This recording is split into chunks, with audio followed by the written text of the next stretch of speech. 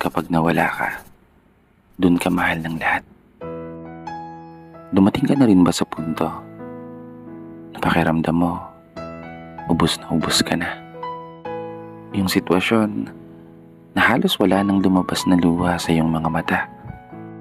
Mga panahon na hirap ka nang makatulog sa gabi.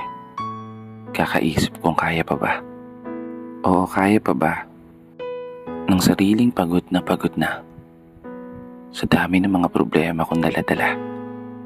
Hindi mabilang na mga pagkatalo at araw-araw na pagkadismaya sa kadahilanang hindi ko magawa yung mga bagay na nagagawa ng iba.